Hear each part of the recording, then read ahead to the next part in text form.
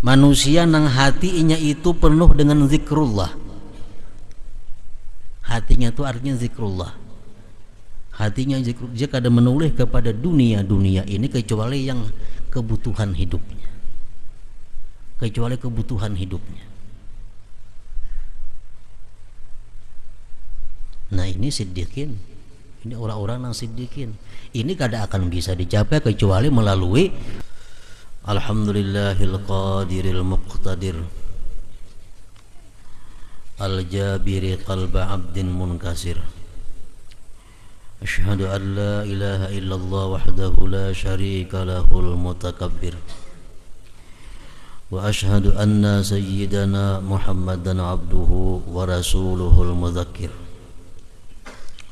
Allahumma salli wa sallim wa barik ala sayyidina Muhammadin as-sabiris syakir wa ala alihi wa sahbihi wa kulli abdin mu'tabir, amma ba'd.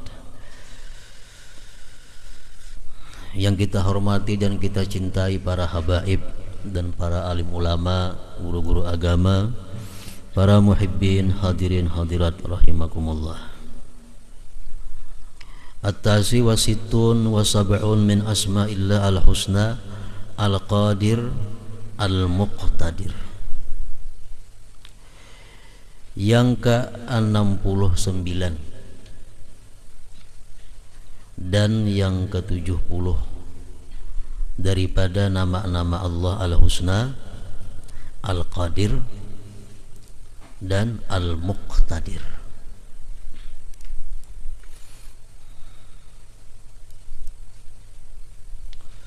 Secara ringkas, singkat, biasa diterjemahkan, Al-Qadir itu artinya yang maha kuasa. Al-Muqtadir artinya sama, yang maha kuasa juga, namun lebih bersangatan maha kuasa. Itu arti terjemah nang sekilas, nang singkat. Sedangkan maksudnya daripada Al-Qadir dan Al-Muqtadir tadi, huwallazi yakhtari'u kulla mumkinin mawjud ikhtira'an yatafarradu bihi wa yastaghni fihi an muawanati ghairihi wa huwallazi in syaa fa'ala wa illam yasha' lam yaf'al. Itu artinya. Al-Qadir itu adalah Tuhan yang mencipta tiap-tiap yang mungkin, tiap-tiap yang harus.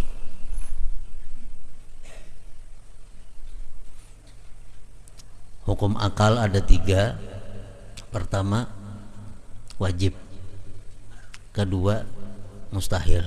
Ketiga, mungkin, harus. Arti wajib apa? Wajib menurut akal,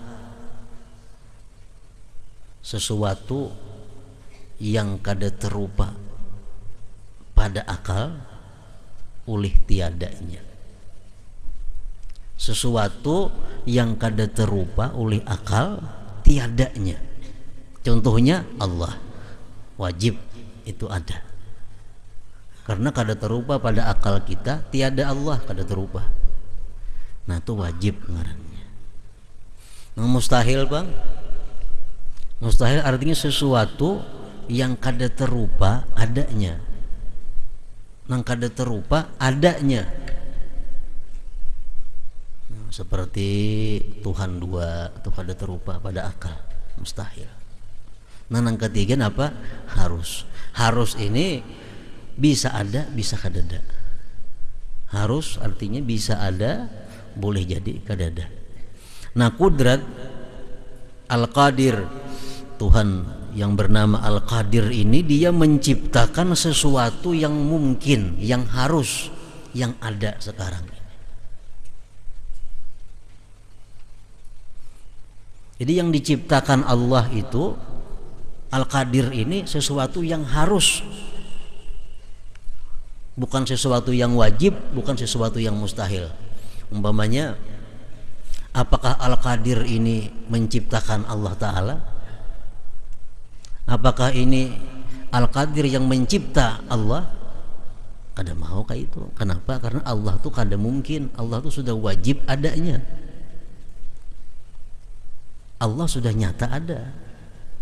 Nang diciptakan oleh Al-Qadir ini sesuatu yang bisa kada ada, bisa ada. Apakah Allah bisa maulah anak? Dijawab bisa, salah.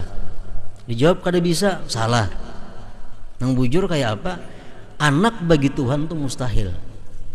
Al-Qudrat ini, Qadir ini kada berurusan lawan mustahil. Dia urusan hanya kepada yang harus, yang mungkin. Nah makanya tadi yang mencipta tiap-tiap yang mungkin, yang mewujud. Bersendiri dia dengan ciptaannya itu, dan dia terkaya daripada pertolongan orang. Allah kada minta tolong siapa-siapa dalam hal menciptakan ini nang ada-ada. Wa huwallazi in syaa fa'ala, dialah Tuhan yang bila mana hendak dia perbuat. Wa illam yasha lam yaf'al, amunnya kada hendak kada dia perbuat. Nah ini artinya Al-Qadir tadi. Secara ringkas tadi diarti maha kuasa. Al-Qadir mencipta tiap-tiap yang mungkin, yang mawujud, akan sebagai mencipta yang bersendiri dengannya dan terkaya daripada pertolongan orang lain. Ini bujur-bujur Al-Qadir. Allah berkuasa seoranganan, kada ada bantuan siapa-siapa. Allah kada punya menteri dalam mengatur ini alam. Kekuasaan Allah itu kada punya menteri, kada punya pembantu, kada punya staf ahli, kada punya apa. Inilah Al-Qadir tadi.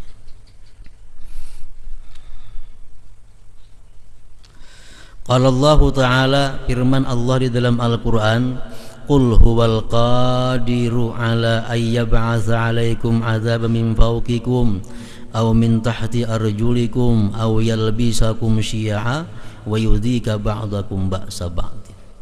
Ini firman Allah yang menyebutkan Al-Qadir. Huwal qadiru, Allah kuasa, Allah mampu, Allah kawa mengirim atas kalian itu azab dari atas. Allah kawa mengirim azab dari atas, seperti batu-batu diturunkan oleh Allah, macam pasukan Abraha yang hendak meruntuhkan Ka'bah. Allah kirim batu-batu dari atas. Aw min tahti arjulikum, dan Allah bisa juga mengirim itu azab dari bawah kamu, seperti Karun, nah diisapnya oleh bumi. Allah kuasa.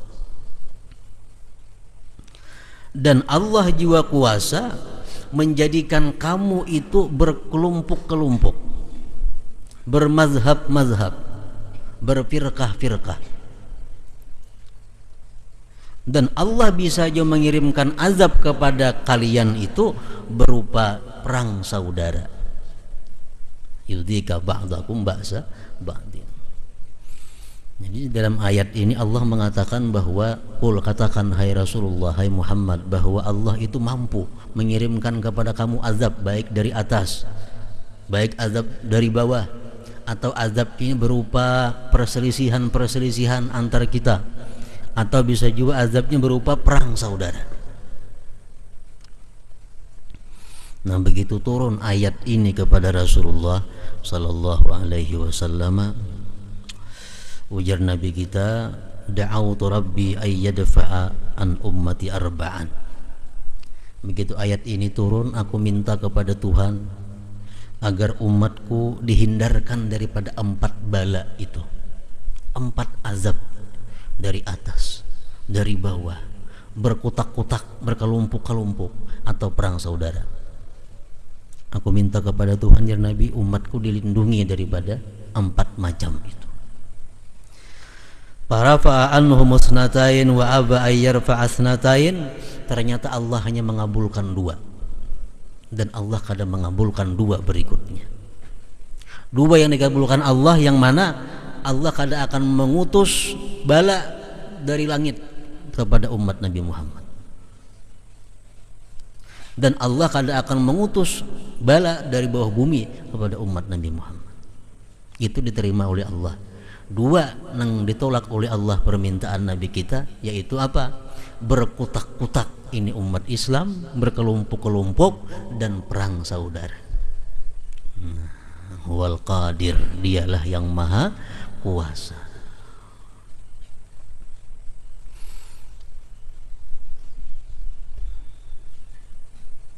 Para muhibbin rahimakumullah. Nah, sesudah Rasulullah wafat, Abu Bakar Siddiq, Umar bin Khattab, Utsman bin Affan, Imam Ali karramallahu wajhah. Nah, disitulah begitu kekhalifahan ini dipimpin oleh Imam Ali, mulai timbul mazhab-mazhab, kelompok-kelompok Islam ini, yang pada puncaknya terjadi perang saudara. Perang yang pertama disebut dengan Waq'atu Jamal, perang Jamal. Satu pihak Siti Aisyah menunggang unta jadi komandan perangnya, yang dimusuhi siapa? Imam Ali karramallahu wajhah. Sekali kemudian berikutnya terjadi lagi perang antar Islam, antara Imam Ali yang berkuasa hendak dialih kekuasaan, hendak dikudeta oleh Muawiyah bin Abi Sufyan. Puluhan bahkan ratusan ribu yang mati umat Islam dalam peperangan itu. Sesuai dengan apa yang disampaikan oleh Rasulullah Sallallahu Alaihi Wasallam, bahwa Allah hanya menerima dua dan tidak menerima dua, termasuk perang saudara. Yudhika ba'dakum ba'sa ba'din.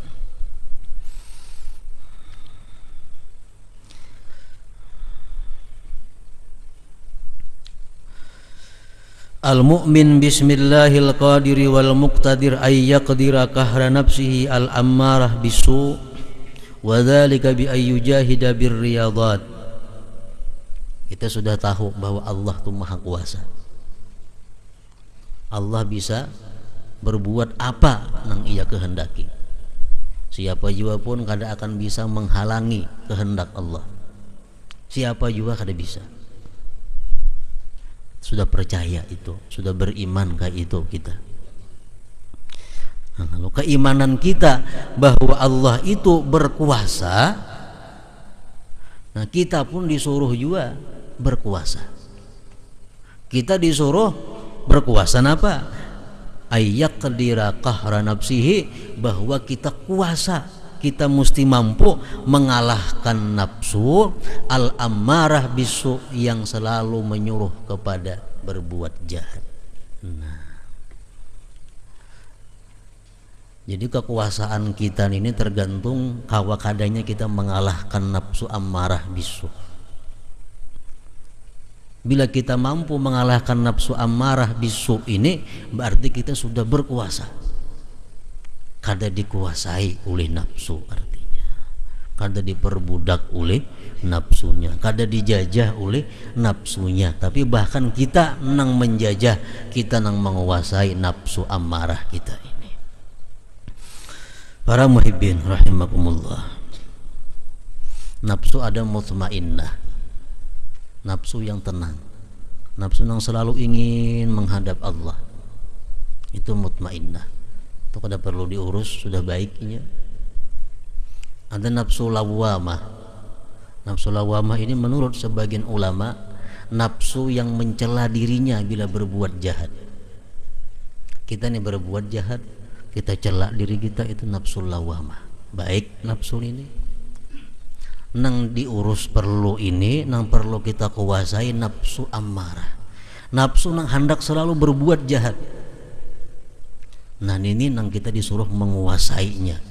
Kalau kita bujur-bujur beriman kepada Al-Qadir wal Muqtadir, kita beriman, kita bisa menguasai nafsu ammarah bisu ini. Nah kayak apa caranya, jalannya menguasai nafsu ammarah itu?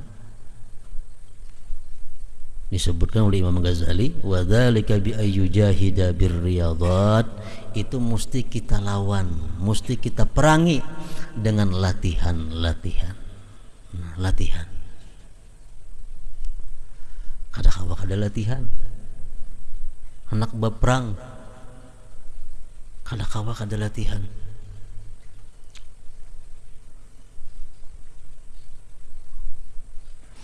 Qala Rasulullah sallallahu alaihi wasallam, al-mujahid man jahada nafsahu fi ta'atillah azza wa jal.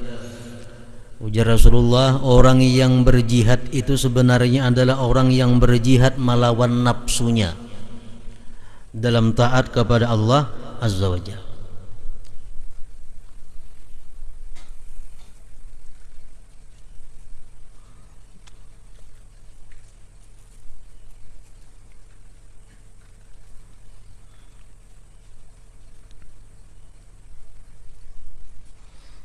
Tenang ngaran mujahid, orang yang berjuang.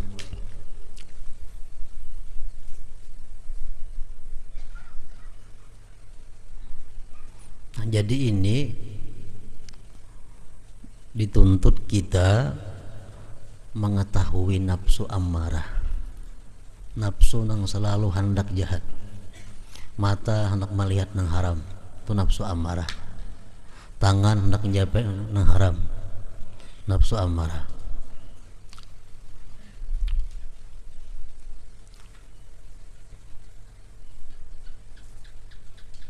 Batis hendak melangkah kepada yang haram, nafsu ammarah. Awak hendak memakai yang haram, nafsu ammarah. Nanang ini nang mesti kita jihad. Ini nang utama jihad. Kada jihad nang beanggar senjataan itu kada. Bila kita kawa menjihad terhadap nafsu amarah kita ini, otomatis orang kafir itu akan lemah dengan sendirinya.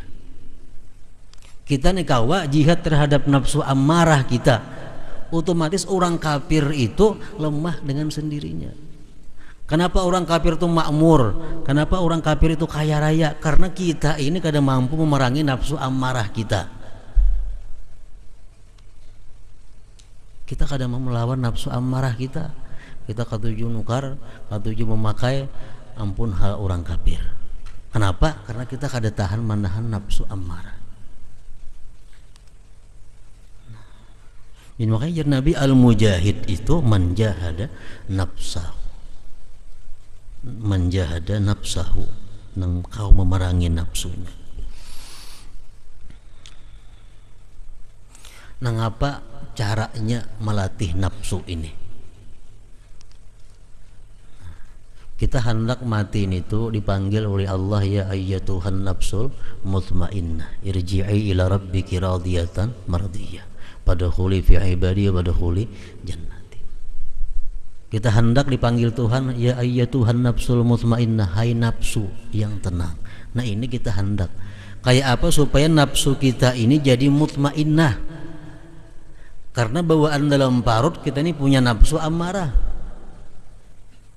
Dalam parut kita keluar membawa nafsu amarah. Nafsu mutmainnah ini didapat melalui latihan, melalui sekolah. Bila orang kada sekolah, kada akan dapat nafsu mutmainnah. Nah, mendapatkan nafsu mutmainnah itu perlu riyadhat, latihan-latihan. Yang pertama latihannya kada banyak, 4 saja latihannya. Pertama, iklalut ta'am, mendikiti makan. Nah, mendikiti makan ini mengandung 2 arti. Pertama, makan itu kada banyak makannya, dan kada banyak kehendak. Ada orang makan tuh kada banyak, sedikit saja, cuma iwaknya berpuluh macam.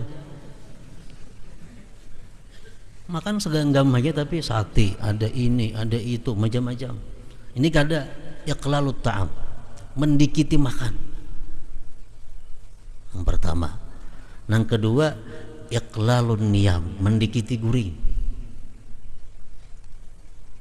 Yang ketiga, iqlalul kalam, mendikiti pandir. Yang keempat, hamlul adza minal anam, kawa menyandang gangguan-gangguan manusia, kawa menyandang kada membalas. Nah, 4 tuh aja latihannya. Bila kita kawa ini berarti sudah punya nafsu mutmainnah.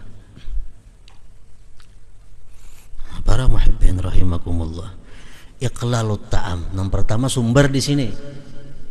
Sumber iqlalut ta'am, mensedikiti makan. Kenapa kita makan tuh disuruh sedikit? Disuruh sedikit. Rasulullah beberapa hadis menyampaikan makan tuh jangan banyak. Nah, ulama-ulama menyimpulkan dari berbagai hadis bahwa kalau kita makan itu kada banyak, apalagi orang-orang yang menuntut ilmu, orang-orang yang ahli ibadah, kalau kita makan tuh kada banyak, kita akan dapat hidayah, dapat pemberian dari Allah 10 perkara. Nah, 10 ini jangan diukur lawan akal, karena apa yang disampaikan Rasulullah tuh kadang-kadang akal kita kada bisa mencerna, akal kita terbatas. Kenapa kita disuruh jangan sampai kanyang?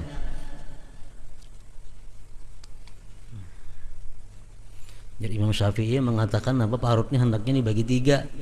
1 sagan makanan, 1/3 sagan minuman, 1/3 sagan napas. Ada makan enggak gulu nasi, ada lagi napasnya. Nah, jadi menyedikiti makan bukan berarti kada makan awak lama, kada juga mensedikiti makan. Kecuali kita makan di rumah orang, nah itu banyak-banyak tuh disuruh. Jadi tamu ke rumah orang, nah itu disuruh makan bertambah kita. Atau kita menjamu tamu, nah kita makan lawan tamu, disuruh juga kita banyak makan untuk mendorong tamu bertambah. Nah, makanya ini rahasianya, ini rahasia dari Allah. Kadang kalau diukur dengan akal, kadang-kadang kita lebih banyak makan, tapi ada tertentu.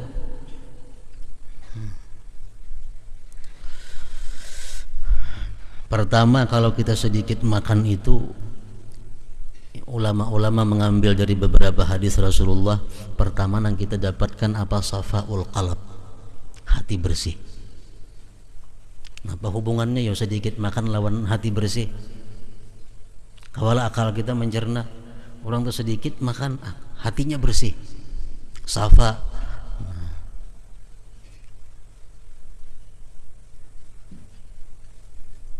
Bila hatinya bersih, mau berikit ilmu.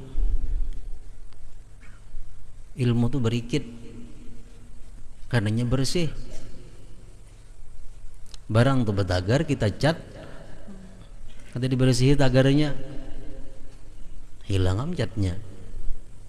Nah, ini lapar itu, menghindari kanyang itu pertama menimbulkan hati bersih, safaul qalbi. Ini hadis Rasulullah mengatakan demikian. Bila hati kita ini bersih, nang apa nang kita dengar daripada agama, napa nang kita dengar daripada hadis, berikit di hati. Berikit. Makanya kalau kita pembebalan, kada pahapalan, kurangi makan. Apa hubungannya? Itu rahasia Allah. Rahasia Allah. Bagi penarang hati nomor 10 aja nih tuh, mau makan bertambah terus 10 drum penarang hati kada mampan. Makan ini dikurangi dulu supaya safaul qalbi. Nah, makan kurangi pertama. Yang kedua, orang yang sedikit makan itu, ujar Nabi, riqqatul qalb, berhati lembut. Nah, hati lembutnya macam apa? Keingatan dosa, keingatan azab Allah, mau tetangis. Itu orang hatinya lembut. Orang hati karas, jangankan dikisahkan neraka, digambarkan itu kada menangis. Digambarkan neraka itu kada menangis. Hatinya qasiyal qalb, keras hati. Nah, ini lembut hati, mudah tersentuh mendengar ancaman Allah, siksa-siksa Allah mudah tatangis. Ini mudah nang paling ganal. Kenapa ya hubungannya lawan sedikit makan? Ini rahasia Allah. Cuma inilah pengalaman-pengalaman yang sudah dipraktikkan oleh ulama-ulama sejak dahulu kala. Yang ketiga, zawalul batar, hilang kesombongan. Orang tuh sombong, suka angkuh. Kalau hendak menghilangi itu, banyaki puasa dan berbuka jangan terlalu kenyang, bersahur jangan terlalu kenyang, banyak laparnya. Kesombongan itu akan tergisir sendirinya, terhapus sendirinya. Zawalul batar. Yang keempat, kalau orang itu lapar, orang itu kada banyak makan, kasratu zikril maut, banyak inya mengingat kematian, banyak mengingat kematian. Ini semuanya di luar akal kita. Yang kelima, orang nang makan itu kada banyak, kasru syahawatil ma'asi, memecahkan syahwat maksiat. Mata ketujuh melihat nang haram, telinga ketujuh mendengar nang haram, kurangi makan, kurangi makan.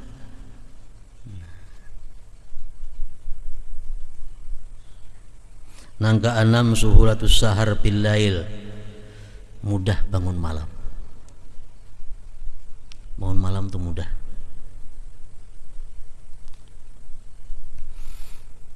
Yang ketujuh, taisirul ibadah, nyaman beribadah.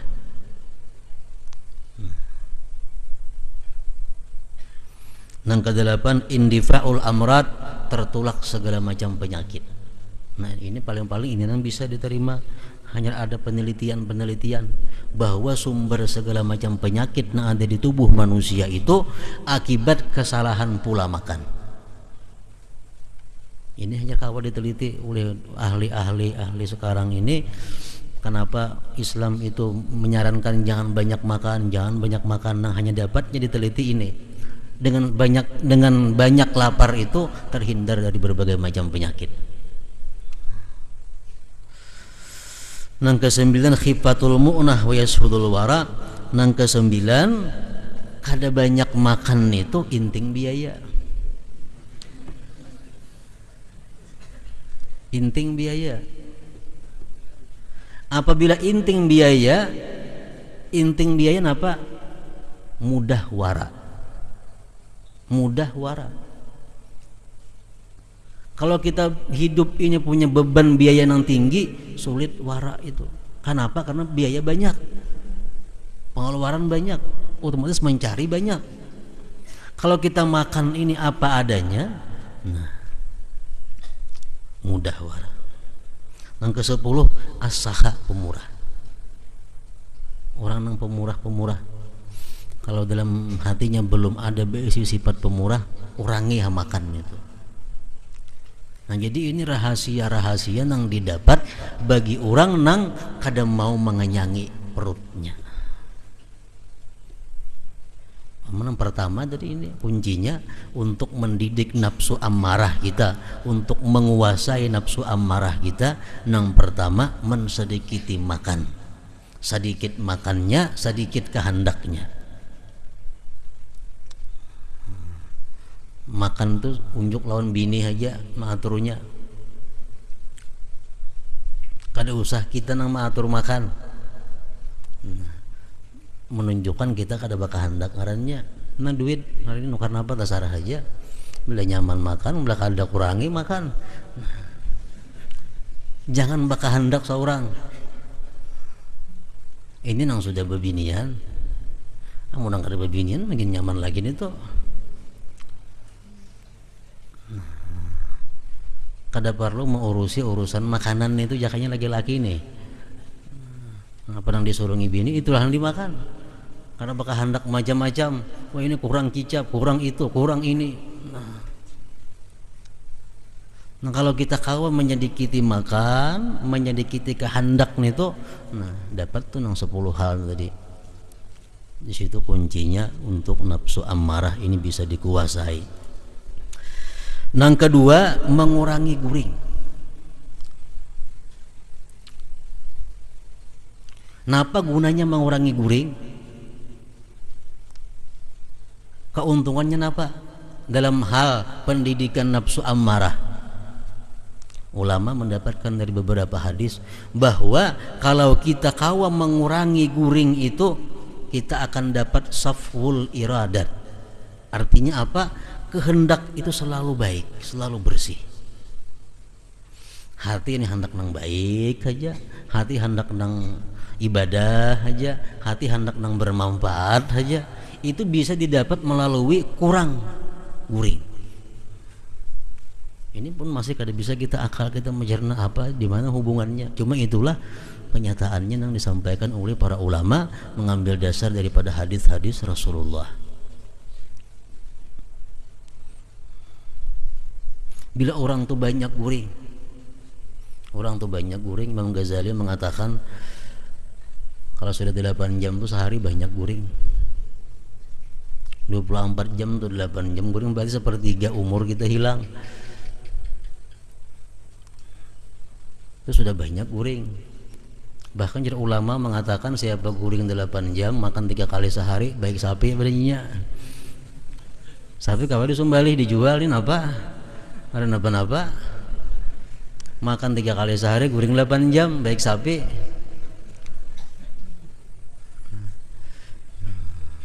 Kada kau mendidik nafsu ammarah. Jadi kita makan mesti sedikit dan sedikit kehendak, guring mesti di bawah daripada itu, daripada 8 jam sehari. Kita kau mengurangi guring, nah kehendak hati kita ini selalu mengarah kepada yang positif. Gimana hubungannya? Wallahu a'lam. Yang ketiga, taklilul kalam, mendikiti pandir. Ini sudah jelas. Makin sedikit kita pandir, makin sedikit dosa. Man kasura kalamu kasura khata'uhu. Banyak pandir, banyak salah. Aman kasura khata'uhu kasurat zunubuhu. Banyak salah, banyak dosa. Aman kasurat zunubuhu, bila banyak dosa, pannaru aula bihi, masuk neraka ini mati. Jadi mengurangi pandir.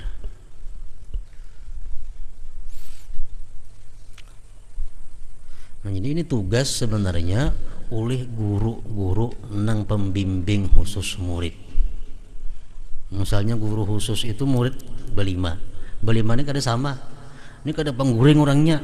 Nah, kalau makan itu 3 piring sekali makan. Anak saya kong ini pengguring kada, makan sedikit pun bepandir kada cukup hari. Nah, jadi si guru nang khusus ini mesti mendidik kada sama semuaan. Nang ini ikam hari bepandir kada boleh, ikam makan kurangi, ikam ini guring, karena kada rata di antara murid-murid ini. Jadi kada sama guru nang khusus itu memberikan pendidikan kepada tiap-tiap muridnya sesuai di mana kelemahan yang ada pada diri si murid itu. Ada sahabat datang lawan Rasulullah, wahai Rasulullah, ausini, ulun beri nasihat. Nabi lihat nyanyi baik aja sudah, masa buting pemarah. Nah, Nabi la tagdab, kamu jangan pemarah tuh aja. Nah, apalagi wahai Rasulullah, la tagdab, jangan pemarah. Nah, apalagi begitu, la tagdab, jangan pemarah. Nabi tahu nih sampai yang malam orangnya sudah aktif, sosialnya tinggi, orang ini puasanya pemarah. Jadi Nabi menyarankan sebutin jangan pemarah. Ada sahabat lain lagi sudah semuaan bagus, pemarah kada, cuma malam kada mau bangun nih. Subuh aja, udah subuh hanya orang bang hanya bangun.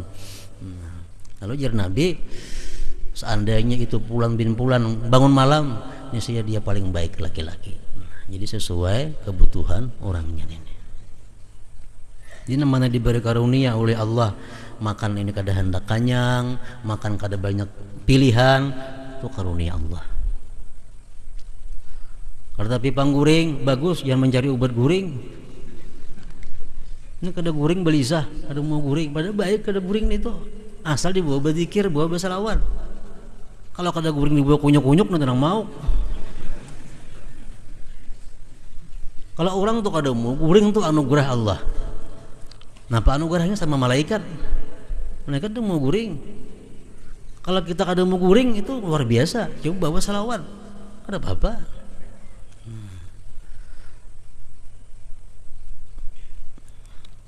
Nang keempat, hamlul adza min jami'il anam, itu menanggung, tahan menyandang gangguan-gangguan, suara-suara sumbang, fitnahan-fitnahan daripada manusia. Itu pasti dilalui. Kalau orang hendak menuju jalan Allah pasti melalui halangan ini. Ini yang paling berat. Menahan guring itu inting. Menahan makan inting. Menahan pandir makin nyaman bagian bakawan. Ya pada pandiri. Nang sulit ini menahan hati daripada fitnahan, gunjingan dan sebagainya. Kawa kadang-kadang balas. Padahal orang bungol, padahal orang gigilaan, padahal orang apa? Macam-macam. Inilah orang yang hendak menuju Allah Subhanahu wa taala. Nabi kita dikatakan sahir, tukang sihir. Nabi kita dipadahkan majnun, orang gila. Nabi kita dipadahkan dukun. Adalah melawan Nabi kita. Nah kalau kita kawa macam itu, napa untungnya? Untungnya napa ini? Nah, wa min ihtimalil adza al-bulugh ilal ghayat. Kalau kita mampu yang terakhir ini, kita akan sampai ke tujuan. Kita akan sampai ke tujuan kita. Ini yang perlu latihan khusus. Kita ada ilmu, kita ada guru, kita ada pedoman. Kita berjalanlah di pedoman tuh, jalan di pedoman. Guru kita ada, yang membimbing kita. Orang madahkan salah, orang madahkan luput, kan sudah diurusi. Kita ada pedoman, kita ada guru. Sesat biar orang-orang sesat. Kenapa? Asal kita ada punya pedoman kitab yang kita pelajari, kita ada guru yang bisa menegur membimbing kita, jalan. Padahal orang gila, padahal orang apa, biar ha. Nah kalau kita jangan menghiraukan kiri kanan ini, kita akan sampai kepada ghayat yang dituju, yang dicapai. Lain kita kalau ada pedoman, nah itu salah. Kita harus ada kitab yang kita pedoman kita, ada guru yang membimbing kita. Nah, wa min ihtimalil adza al-bulugh ilal ghayat, dan daripada menyandang nang sakit-sakit ini sampai kepada tujuan. Paman lam yaqdir ala dzalik, siapa nang kada tahan demikian tadi, nang empat tadi kada kawa. Pala yuqarrib minhu. Parak ka itu barang. Nah, parak ka itu kada kawa misalnya, berapa kada kawa, jangan kanyang barang. Kan lain lapar lawan kada kanyang. Kada kawa lapar jangan kanyang. Pala yuqarrib minhu. Parak lawan itu. Fa innan nasa arba'atun, karena manusia itu ada empat. Nah kita empat namanya empat ini. Pertama, manusia mustaghriqun qalbuhu bizikir fala yaltafitu ila dunya illa fi daruratil ma'ash fa huwa minas siddiqin. Manusia nang hatinya itu penuh dengan zikrullah. Hatinya itu artinya zikrullah. Hatinya zikrullah, dia kada menoleh kepada dunia ini kecuali yang kebutuhan hidupnya. Kecuali kebutuhan hidupnya. Nah ini siddiqin. Ini orang-orang yang siddiqin. Ini kada akan bisa dicapai kecuali melalui latihan berat tadi. Hatinya itu penuh dengan zikrullah, bukan tangannya, bukan bajunya, bukan pakaiannya, bukan, hatinya penuh dengan zikrullah. Artinya walaupun di toko tapi hatinya zikrullah, walaupun di kantor hatinya zikrullah, inya di kabun hatinya zikrullah. Jadi masalah itu. Ini hatinya penuh dengan zikrullah. Nah, yang kedua, seseorang istaghraqa qalbuhu bid dunya, hatinya ini penuh dengan dunia. Hatinya nih hibak lawan dunia, sehingga andai kata dia pun sembahyang, andai kata dia berzikir, paling muntungnya hati tetap dunia. Ini yang kedua, orang nang hatinya dipenuhi oleh dunia, bukan awaknya, hatinya dipenuhi dunia. Di masjid tetap hatinya pikirannya dunia, di pengajian tetap pikirannya dunia, sembahyang tetap pikirannya dunia, untungnya berzikir tapi hatinya tetap ke dunia. Nah, ada macam itu manusia, sembahyang berjamaah aja, mengaji rutin aja, tapi hati di toko kah anaknya, di kantor kah, ada tahu hatinya di mana. Nah, ini hatinya penuh dengan dunia. Nanang ini minal halikin, orang binasa sudah. Ini dikhawatirkan yang macam ini matinya apa? Su'ul khatimah.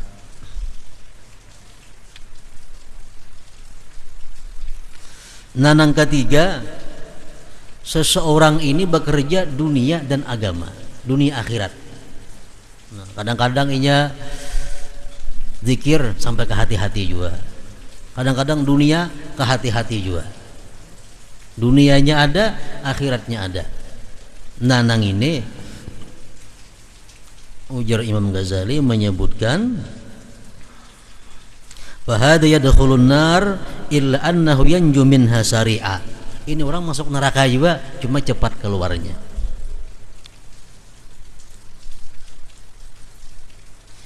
Seseorang yang hatinya sibuk dengan dunia dan agama, tetapi menang agamanya, agamanya menang, cuma ada juga dunianya dalam hatinya nih. Nah, ini orang kada selamat, cuma lakas keluarnya, lakas keluarnya. Dia akan menemui hisab-hisab nang berat macam-macamnya. Nah, yang keempat, seseorang nang hatinya ada dunia, ada agama, tapi tak banyak dunianya pada agamanya. Nah, ini masuk neraka juga dan lambat hanya keluarnya.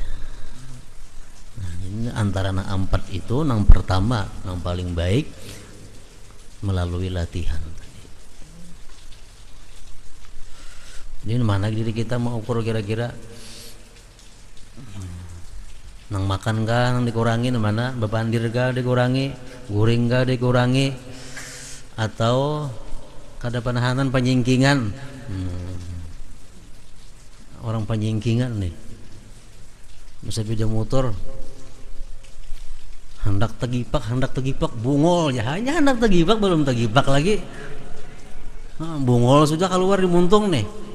Ini penyingkingan ngarannya, belum antakana lagi, hanya hendak sudah bungol keluar. Nah, orang nang macam ini nang perlu diobatin apa? Manahan sandangan tadi, manahan sandangan.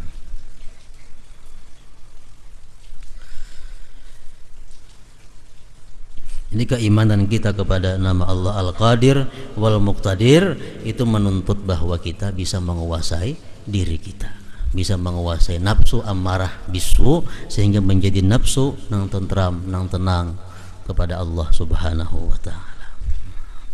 Yang ke-71 dan ke-72 Al-Muqaddim wal Muakhir. Hadratin Nabi sallallahu alaihi wa alihi wasallam. Al-Fatihah. Alhamdulillahi minasyaitonir rajim. Bismillahirrahmanirrahim.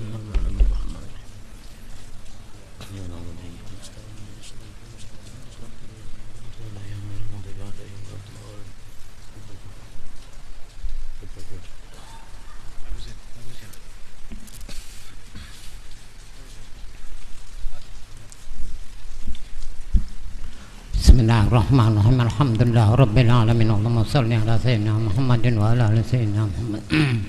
Allahumma arzuqna taufiqat ta'ah. Allahumma arzuqna taufiqat ta'ah wa ba'dal ma'siyah. Sadgan niyah, irfan al-hurma wa akrimna bil huda wal istiqamah. Saddid alsinatana bis shawab wal hikmah wa amla qulubana bil ilmi wal ma'rifah. Tahhir butunana minal haram wa syubhah. Fa'fu aydiyana 'anil zulmi wal sirqah waghdud absarana 'anil fujur wal khiyanah wasdud asma'ana 'anil lagwi wal ghaibah. Tafaddal ala ulama'ina bizuhdi wan nasihah وعلى المتعلمين بالجهد والرغبة وعلى المستمعين بالاتباع والموعظة وعلى مشايخنا بالوقار والسكينة وعلى مرضى المسلمين بالشفاء والراحة وعلى موتاهم بالرأفة والرحمة وعلى الأغنياء بالتواضع والسعة وعلى الفقراء بالصبر والقناعة وعلى الأمراء بالعدل والشفقة وعلى الرعية بالإنصاف وحسن السيرة. اللهم اكتب الستر والسلامة والعصمة والعافية علينا وعلى من حضرنا وعلى من أجرى هذا الخير في هذه الليلة، واجعل دعانا أوله صلاحا وسطه نجاحا وآخره فلاحا برحمتك يا أرحم الراحمين ويا أكرم الأكرمين. سبحان ربك رب العزة عما يصفون، سلام على المرسلين، الحمد لله رب العالمين.